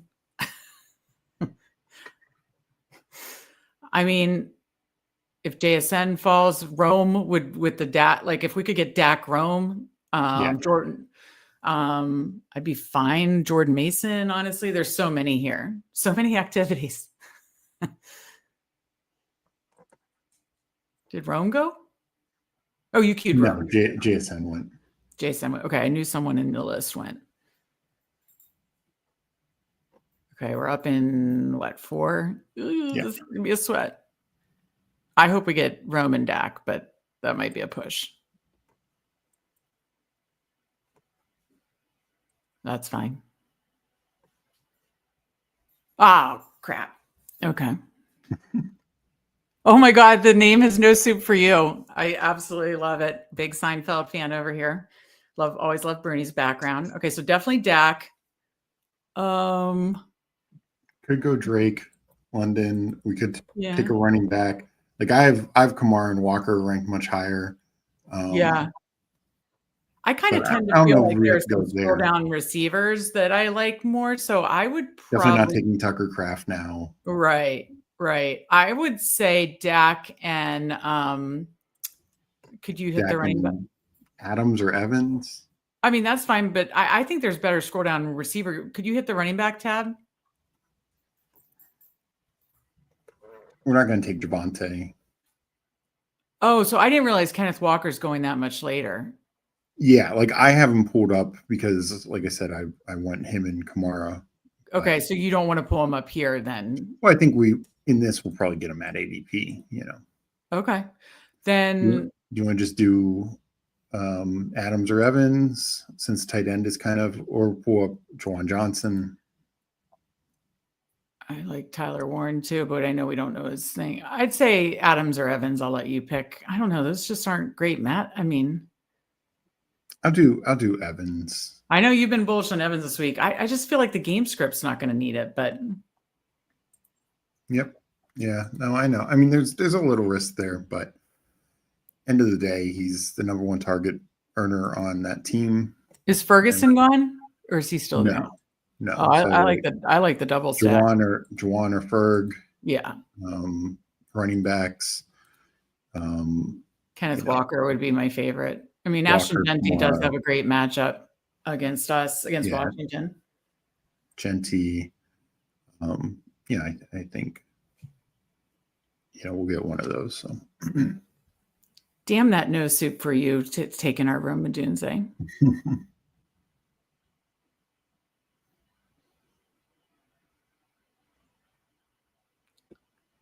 So yeah, no, I like this build. Getting that Taylor CD, I feel is probably pretty unique. Steve, I know you like Evans. I'm just worried that they're not going to get pushed at all, most likely with Tyrod. I know, but they weren't. I mean, they were kind of pushed at the end just because it was a tough defense. But Evans had 11 targets in a game. They were playing from behind at the end. At the very end, but he didn't get the target. I don't even know if he got a single target on that drive. I think he got one, but he was getting targets throughout the game. Yeah. It's just Mbuka's lucked into the touchdown. You know what I mean? Like in terms of touchdown regression, Evans is obviously doing massive touchdown regression. Sure. Yeah, no, that makes sense. Yeah, well, if Juwan went, so it'd be. I mean, I like the Dak double stack a lot, so I'm fine with that. Ertz would be the other tight end if Herman takes a tight end. Yeah, I mean, you could do Warren and then just place somebody too. The Twitter doctors think he's fine. Yeah, it's just we already have Jonathan Taylor. Oh, that's right. Yeah, you kind of need to play for the massive upside case. That's a good point. I mean, against New Orleans, multiple people can get there, but yeah, I get it. I'd go Walker over Kamara if both fall, but what would you do? Yeah, I mean, with the Charbonnet probably missing, I think. And then just the matchup, Walker against New Orleans versus Kamara against Seattle. Yeah. I just respect Seattle's defense. So yeah, I mean, the workload Kamara's gotten has been incredible. No, I know. Yeah, I'd say Ferguson, Kamara. That's awesome. Ferguson, Walker, you mean? Yep, Ferguson, Walker. Yep. I mean, I just say the wrong crap all the time. It's unreal. Ooh, I like that team. Yep. Yeah. No, this is good. Definitely, I feel like a unique build. Nice Seinfeld. He didn't have a square to spare. All right, I got to catch up with chat. Read our team real quick, then I'll catch up with chat, and then we can decide if we're doing another one. JT, Lamb, Dak, Mike Evans, Jake Ferguson, Kenneth Walker. I like that. Best Ball on Call says super cute pup. Thank you very much. Rudy boy is a sweetheart and made me smile again. He's a very good dog. Wanted to point out QB DST this week feels like viable for solid handful of teams, in my opinion. Does he mean stack against it, the QB? I'm guessing he means more like take a QB and that, typically you don't necessarily want that like the defense of your offense. But yeah. Banking's big on Nico. Yeah, we missed out on Mason, right? Yeah. Yeah. JCM would be a scroll down option. Poker Guts mentioned a JCM you can scroll down for. I worry a little bit about him. I just don't. Yeah, I heard Hayden and Josh talking about just his role. Like it likely is going to be McNichols will get the Eckler role, and then I think I assume Chris McNichols probably Rodriguez gets 80. will now be active. Yeah, I think McNichols probably gets 80% of the Eckler role, and then now Chris Rodriguez and JCM are splitting the rest. And I think it ends up being the hot hand, like whoever is running better. Yeah. We got our guy Hartman in here. GMGM. Good to see you, Hartman. Hope your week 3 goes awesome. Kick saying Eberflus returned to Chicago. Didn't think about that. Which, boy, is he not doing a great job at his job so far because the Dallas defense. I think Ben Johnson wants to run up the score just for that. I think Ben Johnson's going to honestly have to run up the score. I think Dallas, Caleb might want to run up the score. Yeah, I think Caleb might want to run up the score for sure. And I think they're going to have to, because I think that Bears defense is just, total disaster. So I think Chicago is going to have to put up points to compete. But good point. Did not think about that. I did the Seinfeld reference with the No Soup for You. Didn't have a square to spare. One of my sneaky favorite episodes. I believe that was season 5. Love Seinfeld. Mike Robb said, just drafted Indiana Jones in the overflow, and now I feel dirty. See, Mike Robb resisted Indiana Jones this draft season, but don't resist him anymore. You get the Shane Steichen goal line carries. I like it. Pook, I assume that means Pook on pace for 24.5 touchdowns. All right. Do you want to do one more? Or did you want to go over to let's do one. Let's do one more. Okay. One more battle royale. If you want to join us, Steve will count it down. It said square to spare about the Adunze pick. I'm going to enter in 5 seconds. I'm in 5, 4, 3, 2, 1. Enter. I was so locked in about the Seinfeld reference, and I was bummed out we didn't get the Adunze run back. I have a couple times gotten like a Dak Lamb Adunze or Dak Ferguson Adunze or something like that. You got Jay Smooth in here, but if anyone else tried to get in, sorry. We did get the first pick. Oh, fun. Let's get some Bijan then. I assume you agree. Yeah, though I actually looked at my exposures and I have way more Bijan than McCaffrey for whatever reason, but I'm fine still going Bijan here. I'm going to be doing more of these. So I mean, if you want to mix it up, it's fine. No, it's just like I think his games against the Panthers last year were insane. I've taken them every time. I've had the 1-1, the 1-1, and then like some of the times I've had 1-2 or 1-3, like Bijan's still been there, or I think a couple times I've put Taylor ahead of McCaffrey or Lamb ahead of McCaffrey. So just it's just what it's been so far. But I think 1-1. I think Bijan's the easy call. Yeah. No, I forget the exact stat lines, but I think historically he's just done well against Panthers, but his Panthers have a historically bad run defense, and he tore them up last year, and would see him doing the same this year. So coach speak this week about, basically he's the best player in the NFL, so obviously, we knew they love him. We know how good he is, but okay. So we'll be up at 12 and 13. So it went McCaffrey after us, Barkley, Lamb, JT, McBride, Bowers at 6-7. Who did you say made it in here with us, Steve? Well, I recognize Jay Smooth. I don't know if he's actually watching. Oh, okay. Gotcha.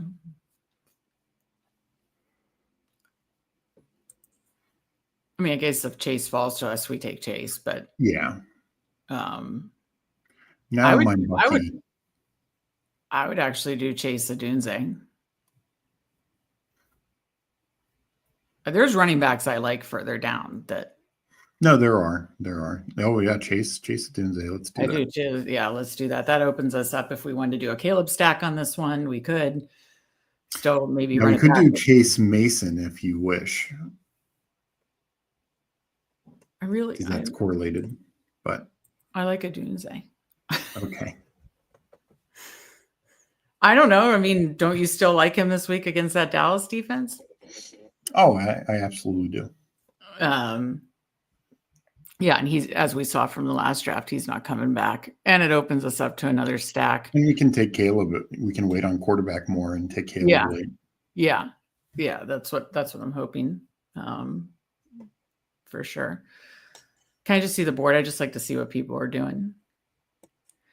Oh, so there's a double tight end at the turn. I didn't even pick up on that. Yeah. That's interesting. Wouldn't be for me, but I guess if they both go off, historically though, in Battle Royale, that's not been no.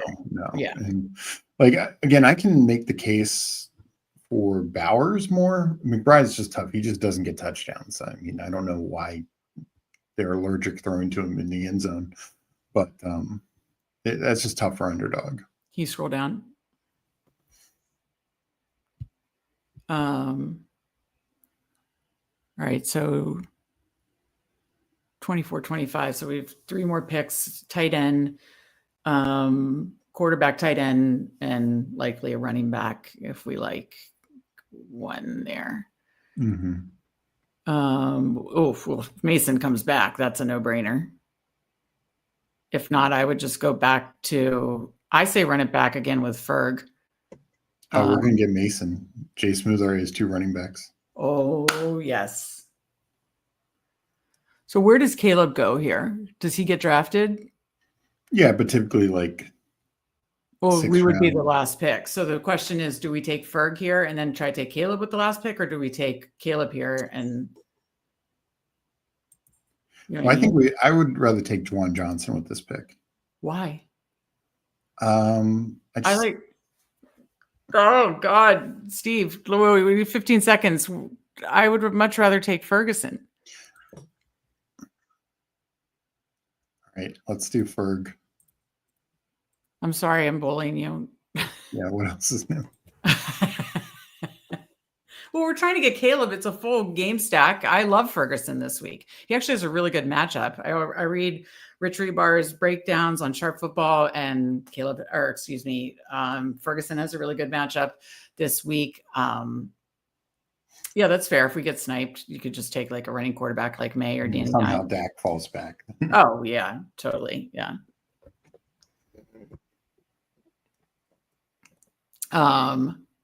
All right, let me catch up with chat while we're waiting for this to come back. I tried to get in my work gambling squares for tonight, but there wasn't a square to spare.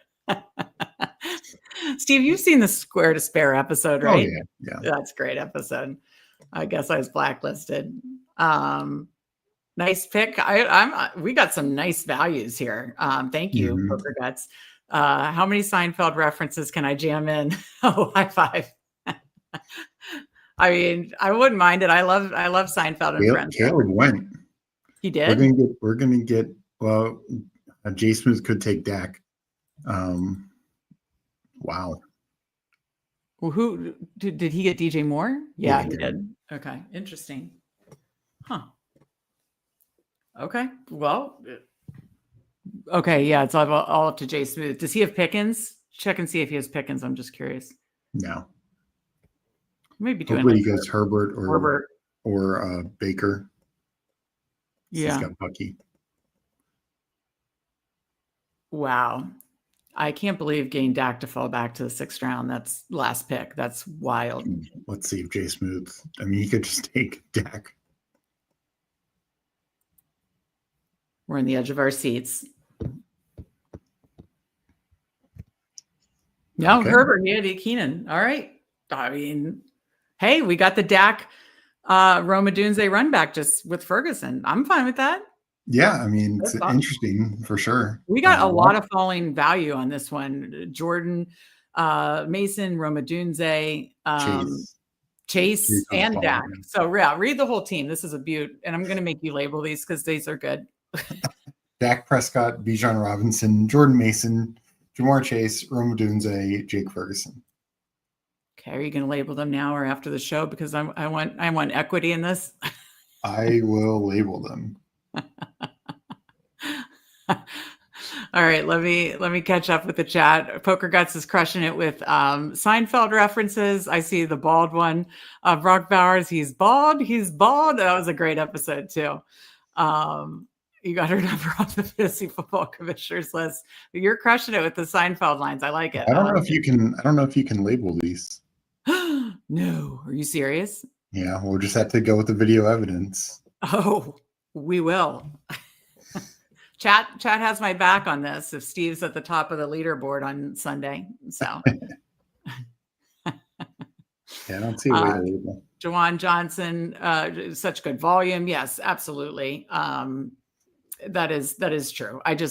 Ferguson got a ton of great volume. Obviously that game went, an extra quarter essentially, or, in overtime, but, and I just like his matchup and the potential just game environment shootout. Oh, Poker Guts, I make commercials for a living. Didn't spend much creative juices for today. Well, glad you can use some of it here, crushing some Seinfeld lines. Jamar Chase is going to be fed for the situation. Yeah, it's not someone that I would have taken in the first round, but him falling to the end of the second round, right? Wasn't that end of the second round? Oh, yeah. Wow.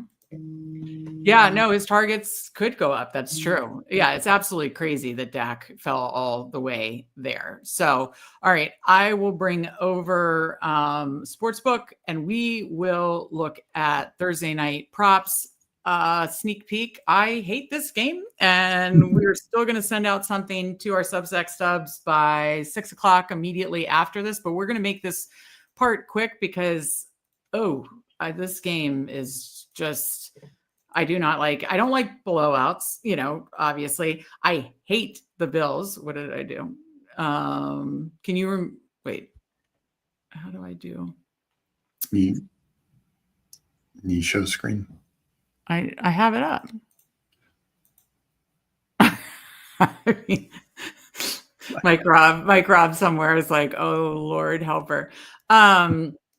Anyways, I hate Bills games, hate when they have island games. You don't know where the ball's going. It's so difficult. It's either, James Cook touchdown, Josh Allen touchdown, but that's super juiced, obviously. Minus 172 for James Cook, minus 160. This is on FanDuel Sportsbook, obviously, shop around. Obviously, a chain is going to get peppered in the receiving game. You can run on the Bills, but will game script allow that? And then you just have no idea where the ball's going, between Keon Coleman, Shakir, Kincaid, Palmer. I actually don't know if you can run on the Bills. I think Derrick Henry's the exception, not the rule. Like we saw Breece Hall get absolutely destroyed last week. Last year you could, I don't know. But they invested a lot in their defensive line. So yeah. I just think Derrick Henry's Derrick Henry. Just post my favorite chip dip recipe. What did I used to make? We used to have Redskin tickets for 16 years. My go-tos were buffalo wing dip. What was that one? It was like a potato chip in a dip, and then you dip potato chips. That's another Seinfeld lie. You double dip the chip. You double dip the chip.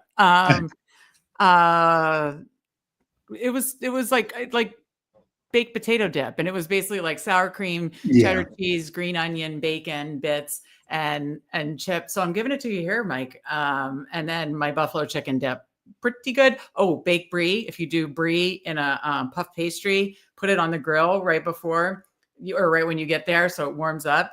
And that with crackers is really good. We had some good. Don't you think, Steve, that we had some good menus for Redskin tailgates? It was awesome. Okay.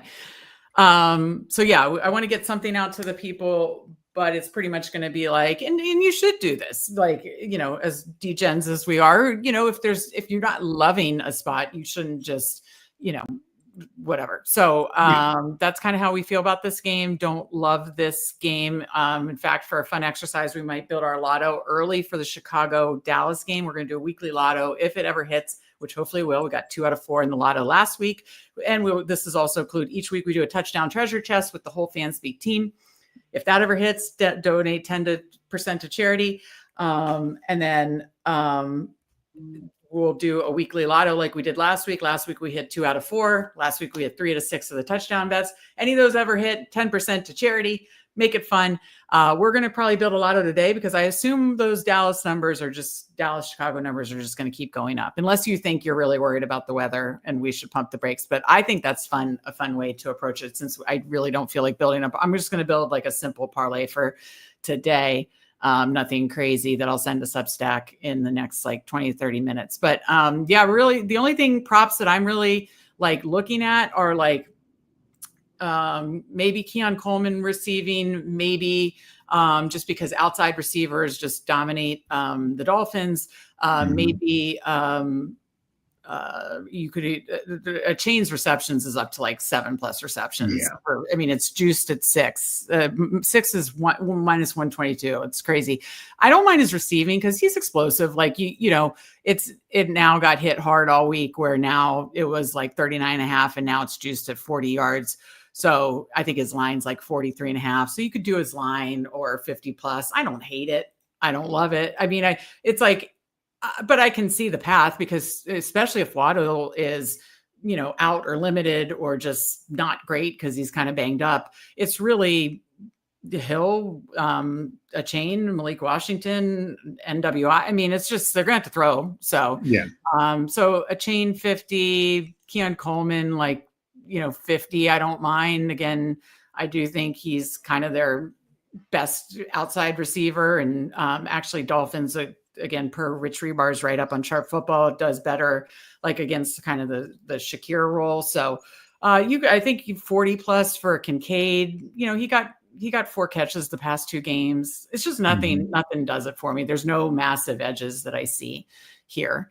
The one that I might like is if you think Dolphins receivers get there. Remember I hit this on that Black Friday game 2 years ago, Steve. I did Tua under passing, and then I did like 2 or 3 receivers over their line. You could do that. I've hit that. I've almost hit it multiple times with Tua, but I hit it that one Black Friday, and it was like a big like 40-1 or something like that. It was super fun. So because it's I think the tough thing is then the Dolphins could run the football. So it's like the receivers got big enough catches, but they, because like Raheem Mostert had a big game that game, where Dolphins can't run now. Whether they get 200 yards or 500 yards, it's almost all going to come through the air. They just have no rushing ability. So I think that's tougher in a situation like that. Yeah, but you're saying, so do you like Tua's line then of, let me find it. No, but I'm saying like if he doesn't get there, then it's probably because the offense is just totally washed and you shouldn't take any Dolphins props. You know what I mean? Right. Well, that's one anti-correlated bet that it's always best to do with a team that's like hyper targeted, like, or hyper condensed, like Dolphins, especially 2 years ago. You could just do Waddle, but tonight you could just do like Hill and a chain like Rams, if you take like an under quarterback and over receiving. But any other, so I pointed out Achane receiving, Keon Coleman receiving. Anything else you want to point out? You could do like Malik Washington receiving or his alt rushing. He's gotten this the past 2 games. 5 yards is minus 114, 10 is plus 22. I think he got like 18 last week. I don't mind that. Again, we're looking for gross stuff here, but I think this game's gross. So, any other thoughts, Steve? Yeah, I think one you could point to just because it's so low and could literally just be one catch would be James Cook, 15+ is minus 116. He only had 1 target last week, but again, he played 3 quarters. So it could happen again. But 1 target, as we saw against the Ravens, was 50 yards. So it's just one of those things. Like it's not going to take much. Like any of these running backs props, we're not doing it because they're getting 10 targets. We're doing it because they just have the explosiveness to get. Well, a chain will get 10 targets most likely. A chain will, but he's the exception. Right. Yeah. Yeah, actually, my 15+ James Cook is minus 102. I don't hate that. Yeah. So maybe we do that with either Keon Coleman or a chain receiving for our parlay. So just notable wild. I'm looking at the DraftKings sportsbook, but most times running backs 25+ is either around their line or a big plus. For For a chain on DraftKings, it's minus 384 For what? for 25 plus receiving. Oh my. Yeah. So is his line around, what's his line on DraftKings? Looking at his actual line is 43.5. All right. Let me go back to chat, and then Poker Gut says technical billing is trending up in points. Okay. So now that like kind of all the lines are out, today is when lines can really move. That's why I talked about doing maybe that Dallas Bears bet today. Mike Robb kind of offered this in email. Mike, I'd hate to abuse your time. He said, maybe you should look into a free nerd in the background to do the clicking while you two can concentrate on the amazing info. Mike, we would love to hang out with you on Mondays and Thursdays. I would just hate to abuse your time. But if you ever want to do that, we would love to hang out with you. We'll talk about that behind the scenes. But I also do need another new computer, which I'm working on. But we appreciate you, Mike, as always. And Steve's going to do a 1 p.m. only lineup and name it Mike Robb. Well, can't name him on DraftKings, but he's going to do a Mike Robb lineup on 1 p.m. only. Derek Henry, yeah, he does always crush the Bills. That is true. And yeah, we double dipped on the tush push. Tush push Jalen. Yeah, no, I love the double dip, the chip episode. Also take under receptions over yards for Tyreek. Yeah, that's another good anti-correlated for sure. That makes a ton of sense. And that's why we talk about this stuff. We'll talk about every island game on Mondays and Thursdays and how we approach it. Some we're going to love, and some are just going to be like, I see a couple spots, a couple edges, and some are going to be like this where we don't really love it. But we will send something out here, and probably will include something like this, James Cook receiving, Malik Washington rushing, probably Achane receiving, because he's just going to be peppered with targets. It's just going to be a matter if he gets there. So Steve, let's just have a little fun. First touchdown. You can't say James Cook, Josh Allen, Devon Achane, or you can say Tyreek Hill, I guess, because those are all under 10-1. So 10-1 or more. Who gets in the end zone first tonight? It probably is going to be Josh Allen or James Cook with that plus 420 and plus 470. I'll say Dalton Kincaid. Okay, I like that. That's fun. 14-1. I'm going to say Keon Coleman 11-1 will be mine.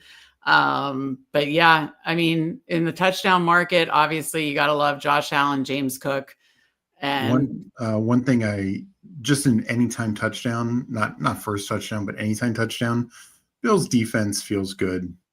Oh, that is actually interesting. Yeah, it's plus 470. I'm not sure what it is on DraftKings. That is interesting. All right, Steve. Let's just have some fun. Let's build our lotto today before numbers rise, which I assume, unless we hear it is a total washout, I assume numbers are just going to get hammered on the Dallas Chicago game. So why don't we just build a fun lotto, incorporate, and then I can tweet it out. Later for anybody who wants to jump on it, because obviously you could put the same lines in if it gets bet up, but you just wouldn't get as good a number on it. So if we think, I know Dak essentially had an extra quarter, but he threw for like 270 or something, 370. Do you want to go like 325 for Dak? Or do you want to start with Lamb Adun? I think it should be like something for Lamb Adunze, Dak, Caleb. Just keep it easy, but push everything. Let's start with Lamb. Okay. So he's got 110 2 games in a row. That's plus 225. Do you want to stay there? Yeah, on DraftKings it's plus 237. Well, the only reason I'm doing it here is they have a risk-free again this week. So This is going to be risk-free for $10. So yeah, Lamb. So yeah, this will be a $10 risk free. Lamb 110. Adunze, how comfortable are you pushing it? What did he get the first week? He only got like 37 the first week, but he had 9 targets. Oh, that's right. He's had massive target share and of course red zone usage too. So 80 is 1 plus 188, 90 plus 265. Of course, he got like 120 some last week. I don't think we need to go up there, but I'd be comfortable going to 90 or 100 since this is a risk-free lotto. 90 plus 265. What do you think? Do 90. Okay. And then here's the thing. If you want to do both the quarterbacks, like if you did like passing touchdowns, it won't like correlate as much and you'll get more of a boost. If you want to do yards, you're going to have to really push it to get a boost. Cause like, see, if you do like, just like Dak at like right over his number at 275, it barely moved it. It went from 8-1 to 10-1. But if you do Dak at like 350, it takes it from 8-1 to 27-1. So you either have to, or like if you did Dak 3 touchdowns, because then it's not uber correlated, or it's going so far over. It takes it from 8-1 to 19-1 for Dak 3 touchdowns. So I say we either go Dak 3 touchdowns plus 250, or just push the hell out of it and say they just dominate, just like just like the Jared Goff did last week. So do you want to do like 325? Would you rather do 325 or 3 touchdowns?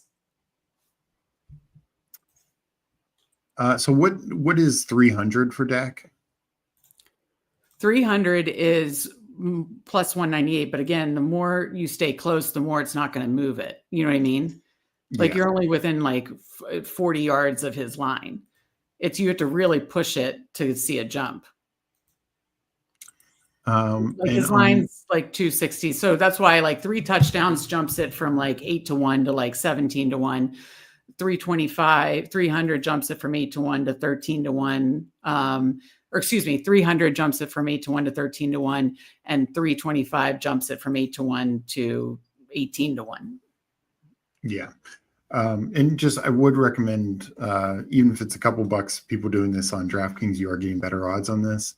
Or if you want to do what I'm doing and use it as your. But I'm saying do it risk-free on FanDuel because it's risk-free, but then do like a $5 bet or a $4 bet on DraftKings. And then you could tone it down there more if you wanted to. And the other thing with DraftKings is like you can do 310, and that's 18-1. Oh, okay. So that's interesting. Yeah. Okay. No, that's fun. No, that makes sense to do it like risk-free here, but then like water it down a little on DraftKings, and then you're getting better odds and have more options. That makes sense. All right. So Lamb 110, Rome 90, Dak 325.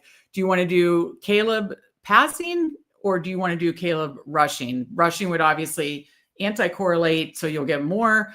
Passing, it's like, do you think he could get like 275?